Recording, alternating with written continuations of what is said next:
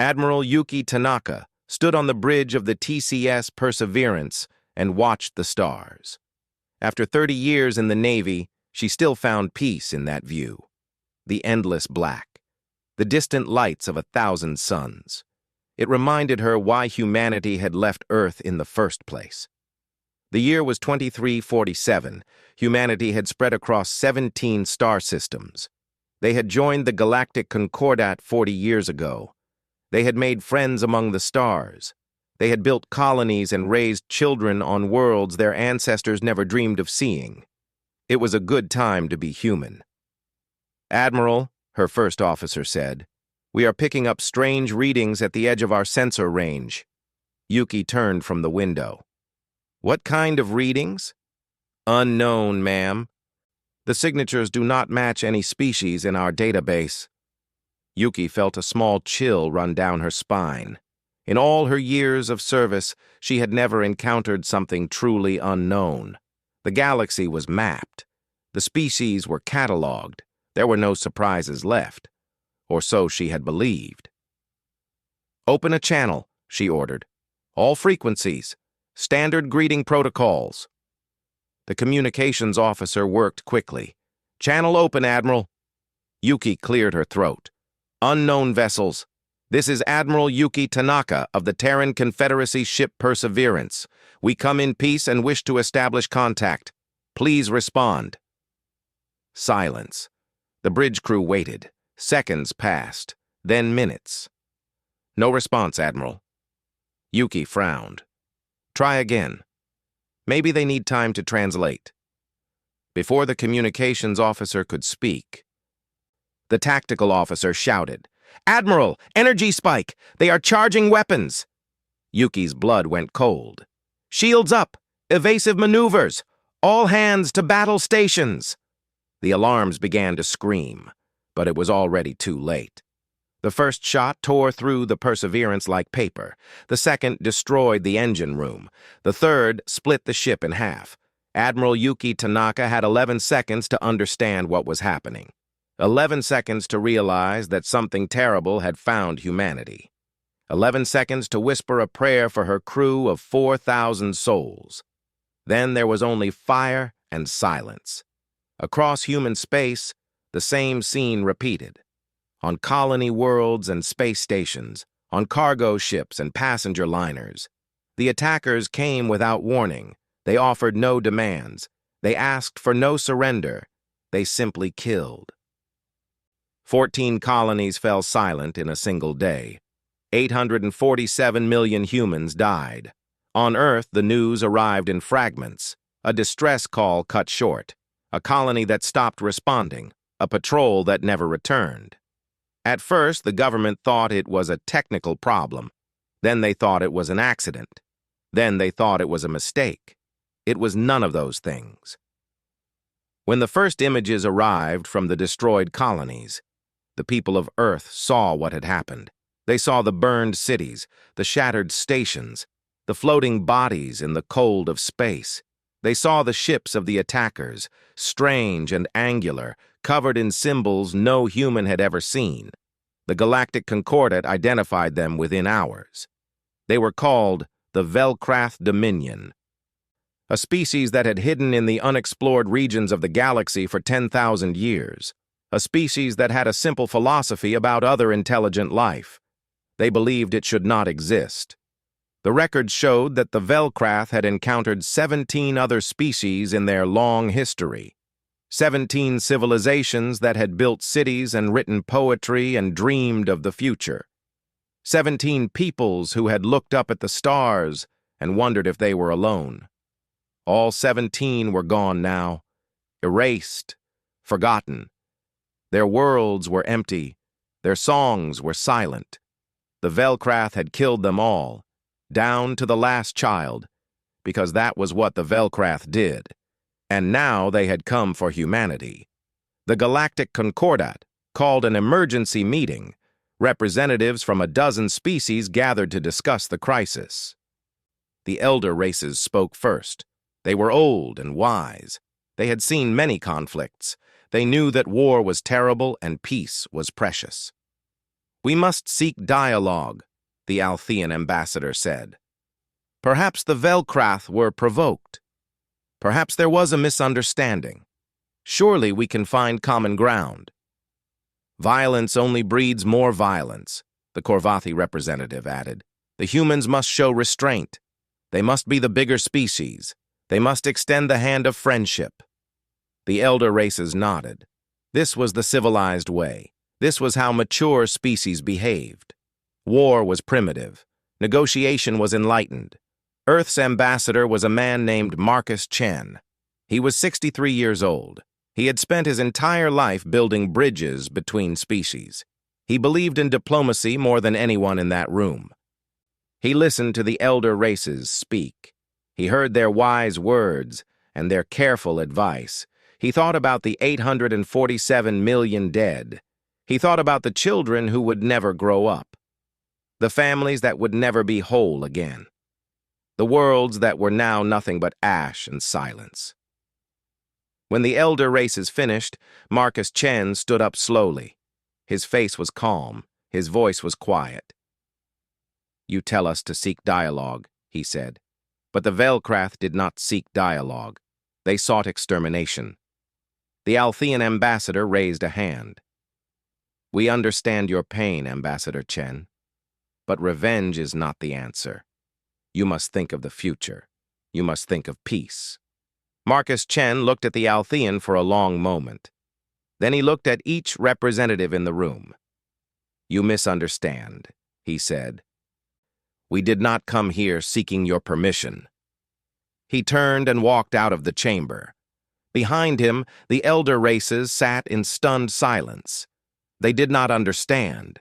They had offered humanity the wisdom of ages. They had shown humanity the path of peace. But humanity was not interested in peace. Humanity had lost 847 million of its children in a single day.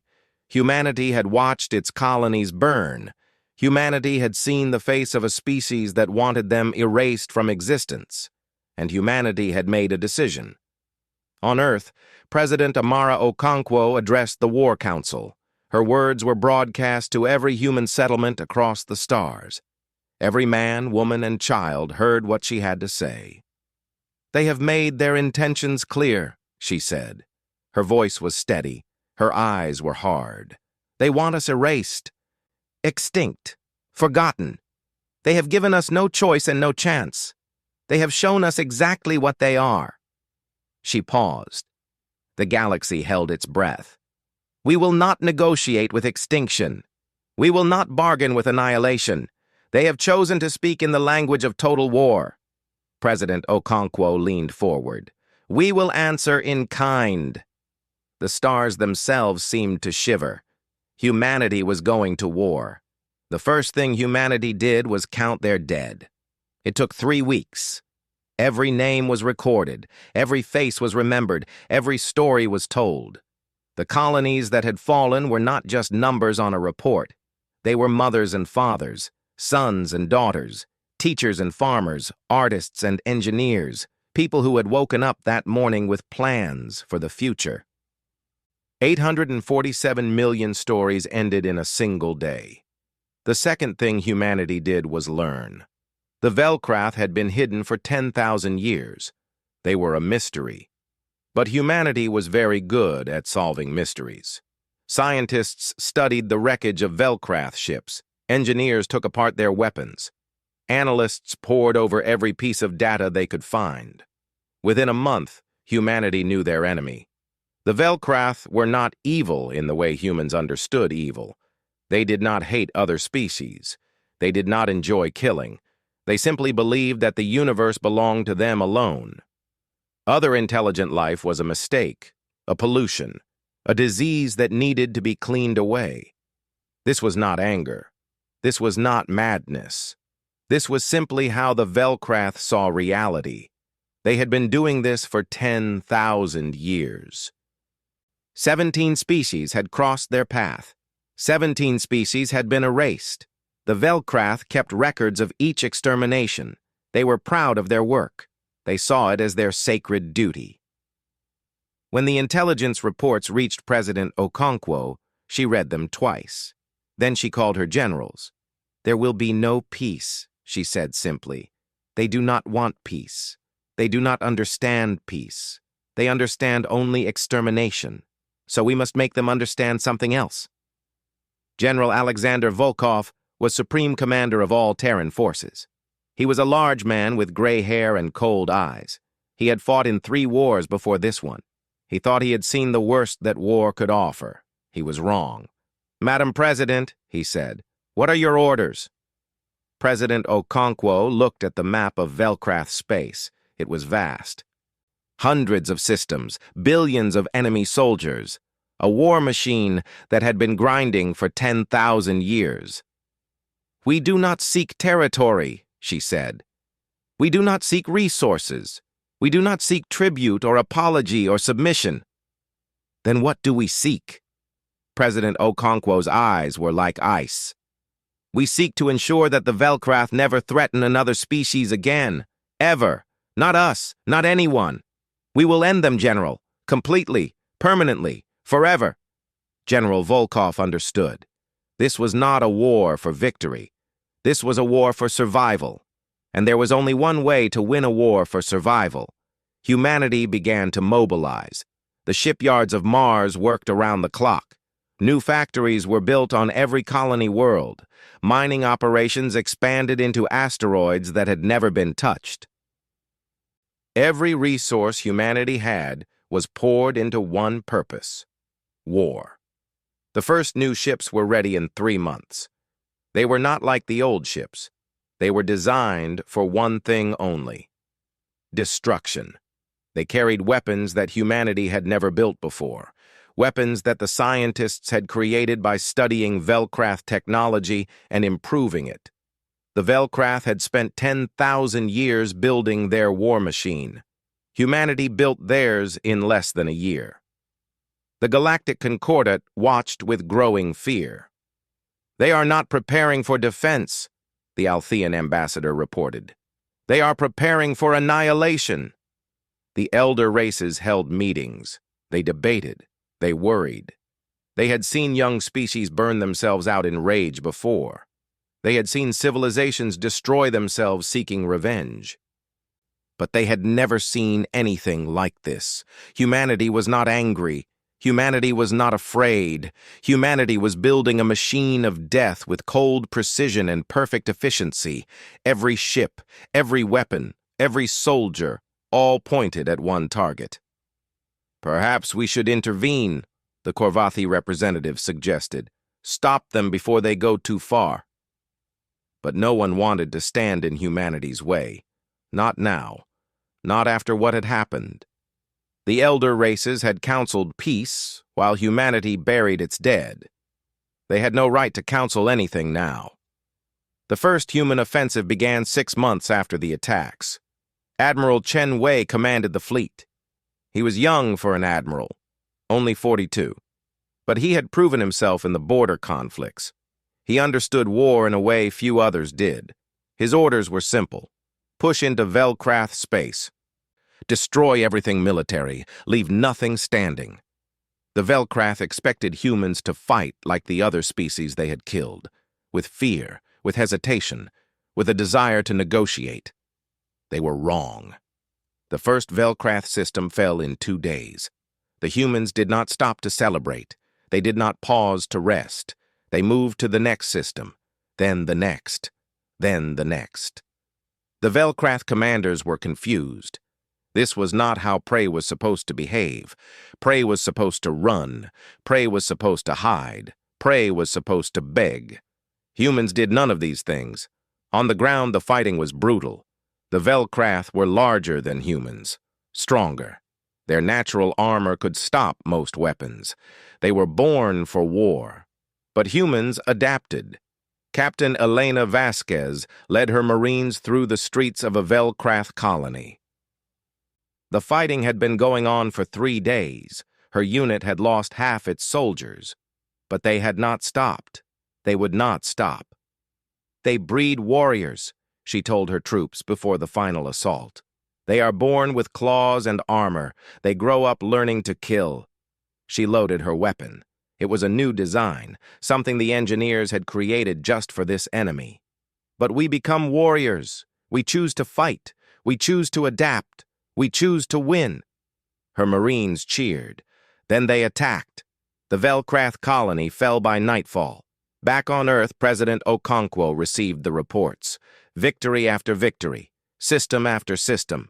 The humans were pushing deeper into Velcrath space than anyone had thought possible.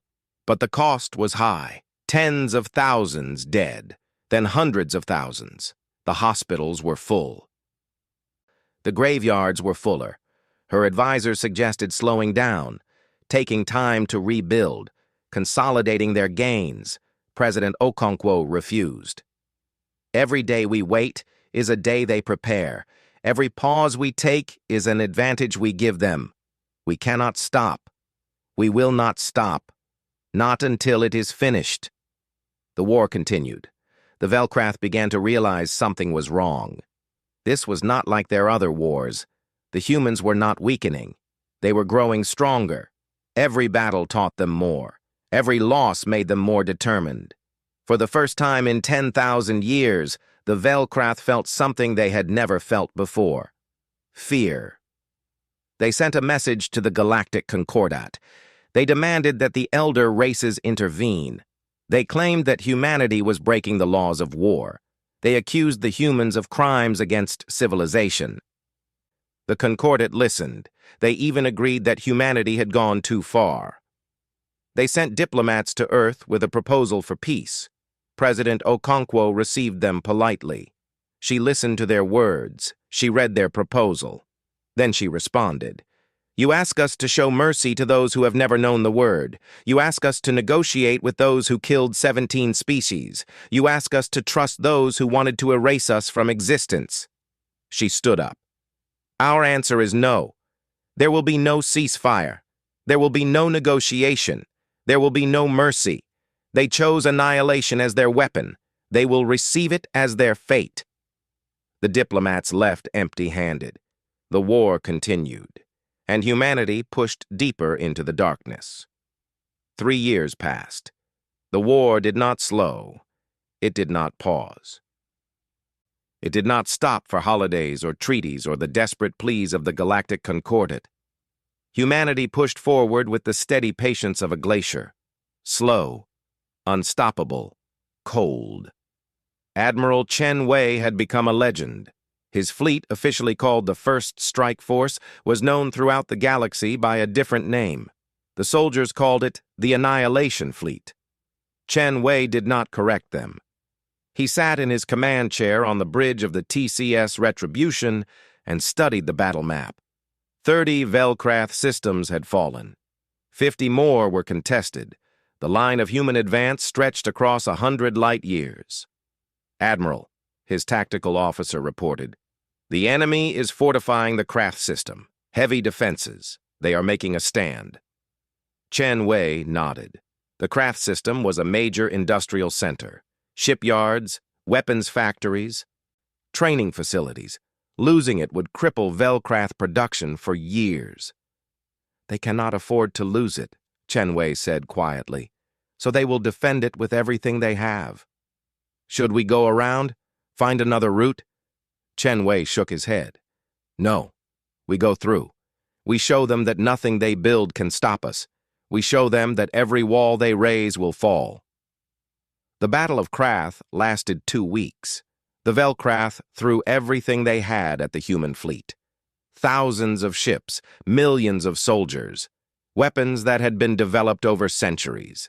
They fought with the desperation of those who know they cannot afford to lose. It was not enough. The human fleet broke through on the 12th day. The ground assault began on the 13th. By the 15th day, the Krath system was silent. In the wreckage of a Velcrath command center, human Marines found something interesting. A database of records, 10,000 years of history. Every species the Velcrath had encountered, every civilization they had destroyed. The records were detailed.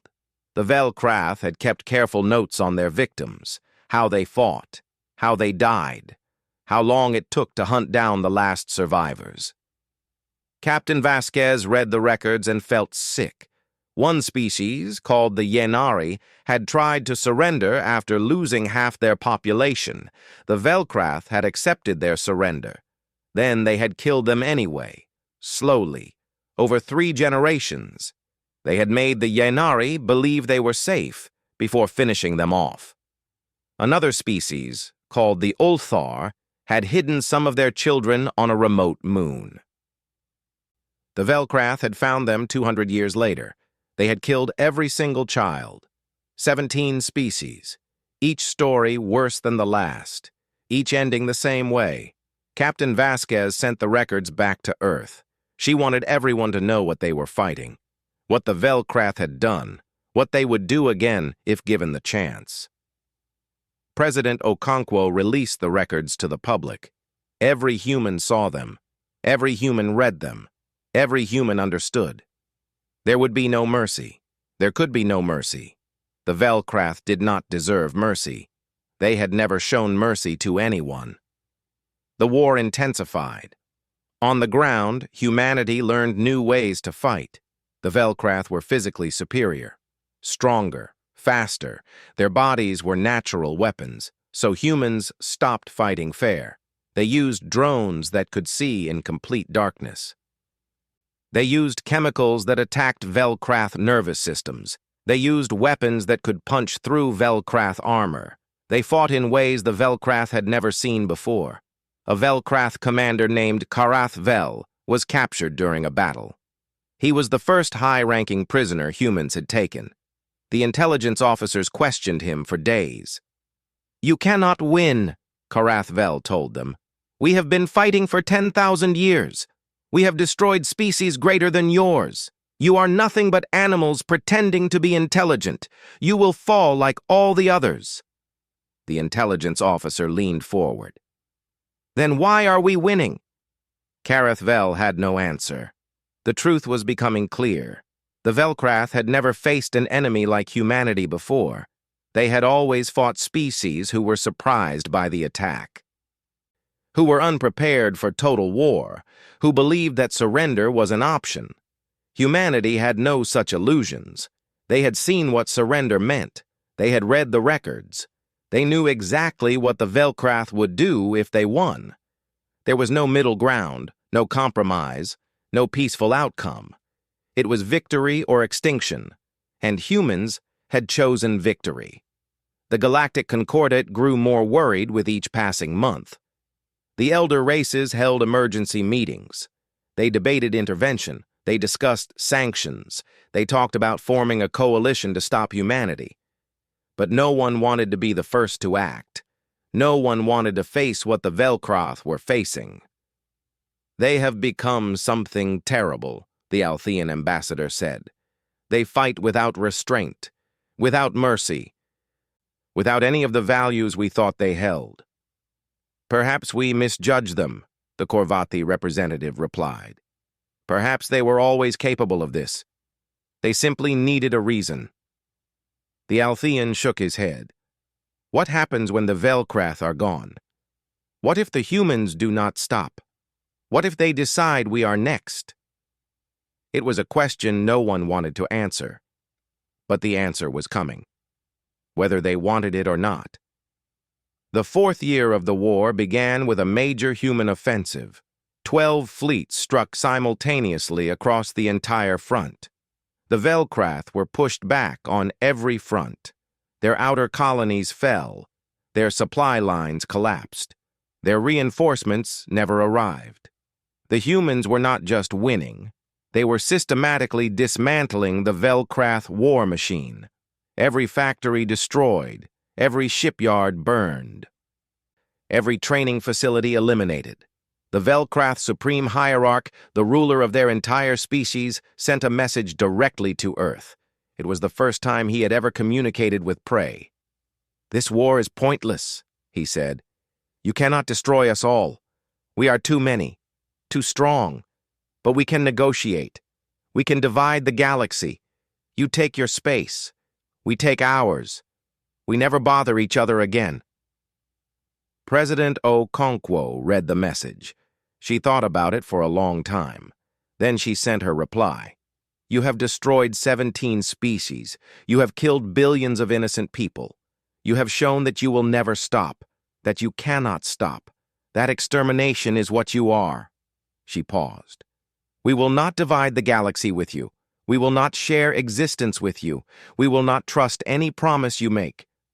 You had 10,000 years to learn to live with others. You chose to kill them instead. Her final words were simple. Now face the consequences. The war continued. The end was approaching, and humanity would not stop until it was finished. Year 5 of the war. Human forces breached the Velkrath core systems.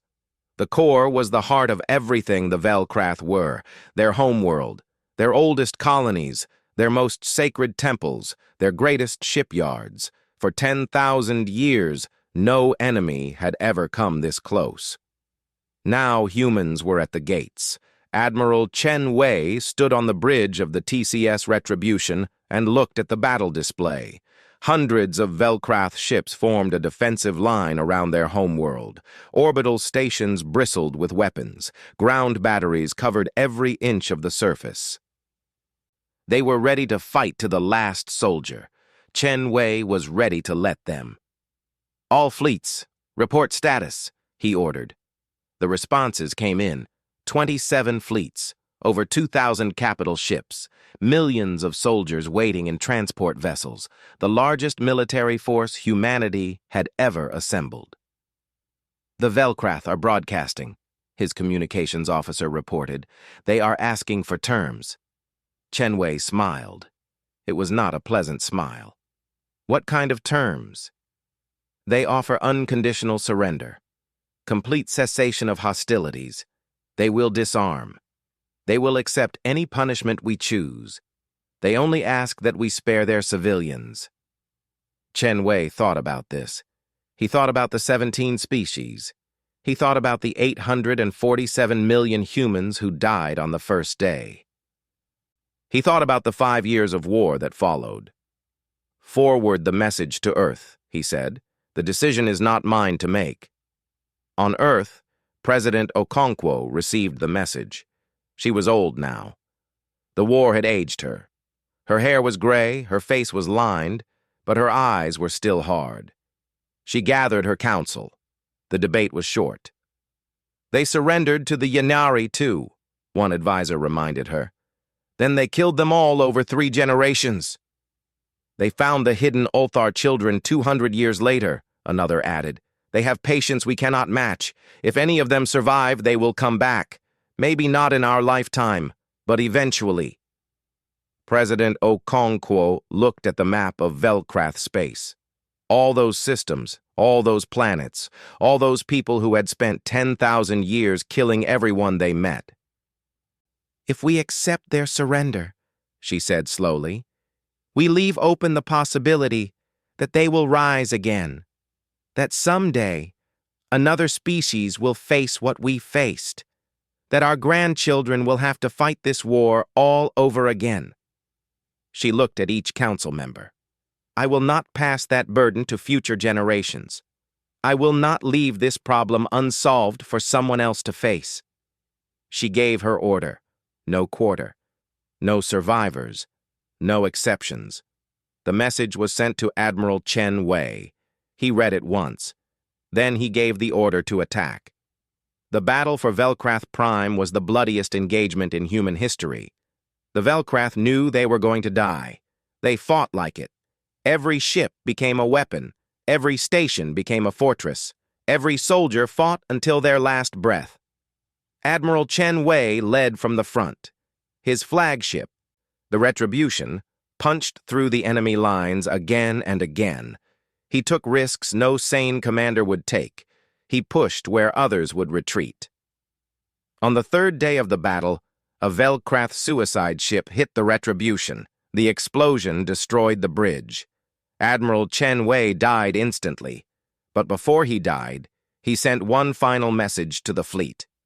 For the perseverance, for the 847 million, show them what we are. The fleet did not stop. They did not mourn. They did not pause. They pushed forward with even greater fury. Within a week, the orbital defenses fell. General Yusuf Ibrahim commanded the ground assault. 200 million human soldiers made planetfall on Velkrath Prime. It was the largest ground invasion in the history of the galaxy. The fighting on the surface was beyond anything humanity had experienced. The Velkrath civilians fought alongside their soldiers. Children picked up weapons. The elderly formed defensive lines. Everyone fought. Everyone died. But the humans kept coming. Street by street, building by building, room by room. They cleared every city, every town, every village. The process was slow and bloody. Thousands of humans died every day. But they did not stop. General Ibrahim received a message from the Velkrath Supreme Hierarch on the 20th day of the ground assault. It was a personal plea. "Please," the Hierarch said. "We were wrong. We understand now. Let our children live. They have done nothing. They know nothing of what we did. Punish us. Execute us. But spare the innocent." General Ibrahim read the message. He thought about it. Then he thought about the Ynnari, the species that had surrendered and been killed anyway.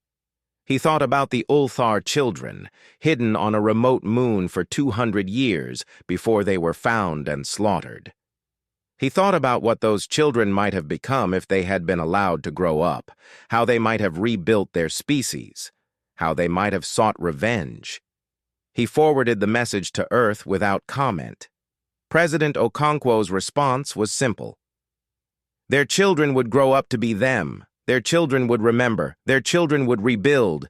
And then their children would come for our children. She paused. The answer is no. General Ibrahim continued the assault. On the 40th day, the last Velkrath stronghold fell.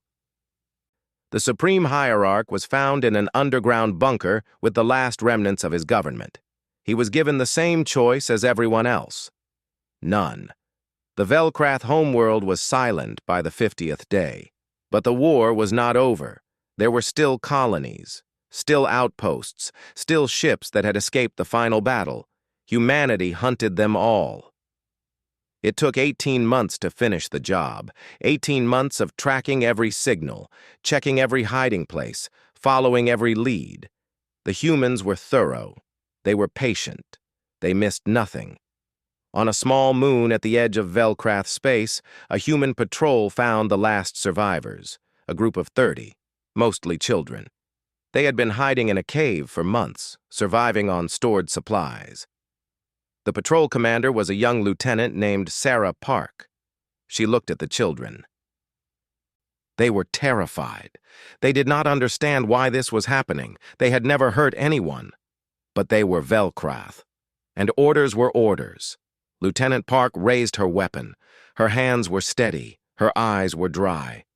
She thought about the Ulthar children, the ones the Velkrath had found 200 years later, the ones who thought they were safe. She pulled the trigger. When it was done, she sat in the empty cave and stared at the wall. She did not cry. She did not scream. She just sat there for a long time. Then she reported back to command. Mission complete. No survivors. The Velkrath Dominion had ceased to exist. Not conquered, not occupied, not reformed, erased, just like the 17 species before them. The difference was this time it was not murder. It was not genocide for the sake of purity or belief. It was justice, cold, final, complete. Humanity had answered annihilation with annihilation, and the galaxy would never forget it. The war ended on a Tuesday. There was no celebration, no parades, no cheering crowds. The news spread across human space in silence. People heard it and nodded. They put down their tools and their weapons and their data pads. They looked at each other with tired eyes. It was done. The cost had been terrible. 12 million human soldiers dead, countless more wounded, resources that would take decades to replace, scars that would take generations to heal. But humanity was still here, still alive, still looking up at the stars. The Velkrath were not. The Galactic Concordat responded within hours. Their statement was harsh. They called it genocide. They called it murder. They called it a crime against all civilization. The Terran Confederacy has shown itself to be no better than the enemy it destroyed, the Althean ambassador declared. They have crossed a line that can never be uncrossed. They have proven that they are a danger to all intelligent life. The Concordat voted to expel humanity from membership. The motion passed unanimously. Trade embargoes were proposed. Military alliances were discussed. The elder races talked about containing humanity before it was too late. Earth's new ambassador to the Concordat was a woman named Lian Chen. She was the daughter of Marcus Chen, the diplomat who had walked out of the Concordat assembly 5 years earlier. She had her father's calm eyes and steady voice. She was given one chance to address the assembly before humanity's expulsion became final. She took it. "You call us monsters," she said quietly. "Perhaps you are right. We have done something terrible, something that will haunt us forever. We ended an entire species. We killed their children. We left their worlds empty and silent." She paused and looked around the assembly. "But the Velkrath killed 17 species, 17 civilizations that cried out for help while you watched. 17 peoples who begged for intervention while you counseled patience. You did nothing. You let them die." The Althean ambassador rose to object, but Lian continued. "We were the 18th. We were supposed to join that list. Another name in the records. Another species erased while the galaxy looked away. But we refused. We fought back. And when we won, we made sure it could never happen again." She gathered her documents. "You ask if we are a danger to intelligent life. Here is my answer. We are a danger to those who threaten intelligent life. We are a danger to those who see other species as prey. We are a danger to those who believe that annihilation is acceptable." She walked toward the exit. "Judge us as you will, but ask yourselves this. When the next threat rises and there will be another, who do you want standing beside you? Those who counsel patience, or those who answer?" She left without looking back. The years passed. The embargo was never fully implemented. Trade resumed within months. The elder races maintained their public condemnation, but their diplomats quietly sought better relations with Earth. Because Lian Chen had been right. The galaxy was not safe. There were other threats, other dangers lurking in the darkness between stars. And everyone knew what humanity was capable of now. On Earth, a memorial was built in Geneva. It was called the Memorial of the 847 Million. It was a tower of black stone, stretching toward the sky. Every name of every victim was carved into its surface. It took years to complete. Beside the main memorial, there was a smaller monument, just a simple stone with words carved into it. It said, "In memory of the Velkrath species. May their fate serve as warning to all who choose annihilation." Some people thought the stone was too kind. Others thought it was too cruel. But it stood there, year after year, a reminder of what humanity had done, and why.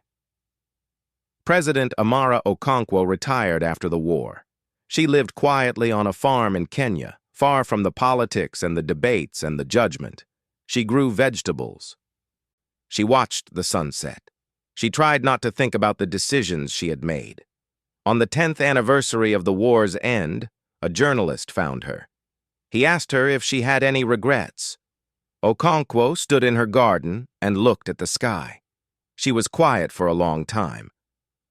"I think about them sometimes," she said finally. "The children, the ones who did not know what their parents had done, the ones who were too young to understand. I wonder if there was another way." The journalist waited. "But then I think about our children, the ones who would have died if we had shown mercy, the ones who would have grown up under the shadow of a species that wanted them extinct." The ones who would have had to fight this war all over again in 100 years or 1,000 years. She turned to face the journalist. They started a war of annihilation. We finished it. History will judge whether we were right. But our children are alive to read that history. The Velcrath's children are not. Given the choice again, I would not choose differently. She went back to her garden. The journalist left with his story. It was published across human space. People read it and argued about it. Some called Okonkwo a hero. Others called her a monster. Most did not know what to call her. But they all remembered what she had done. And why. In the decades that followed, humanity grew stronger. They rebuilt their colonies. They explored new systems. They made cautious friendships with species who had once feared them. The galaxy was different now. The elder races no longer saw humanity as children. They saw them as something else, something powerful, something dangerous. Something that would not be pushed around or threatened or ignored. The memory of the Velcrath hung over everything, a warning, a promise, a reminder of what humanity would do if they were pushed too far. Other species tested humanity sometimes. Minor conflicts, border disputes, trade disagreements. Humanity handled these with diplomacy and patience. They showed that they could be reasonable, that they preferred peace. But everyone knew. Everyone remembered. If it ever came to the worst, humanity would not hesitate. They had proven that. They had erased an entire species to prove that. And they would do it again if they had to. It was a heavy weight to carry, the weight of what they had done, the weight of what they were willing to do, the weight of forever being seen as the species that had committed genocide. But it was also a shield, a protection, a guarantee that no one would ever try to do to humanity what the Velcrath had tried to do. Some nights, humans looked up at the stars and wondered if they had done the right thing. They debated it in universities and bars and living rooms. They wrote books about it. They made movies about it. They tried to understand it. But in the end, they always came back to the same truth. The Velcrath had wanted humanity extinct. Every man, every woman, every child, gone forever like the 17 species before them.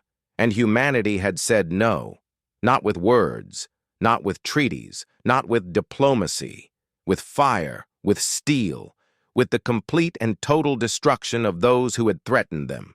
It was terrible. It was monstrous. It was perhaps the worst thing humanity had ever done. But it had worked, and humanity was still here to feel guilty about it. In the end, that was the only thing that mattered. Survival, existence, the chance to keep living and growing and reaching for the stars.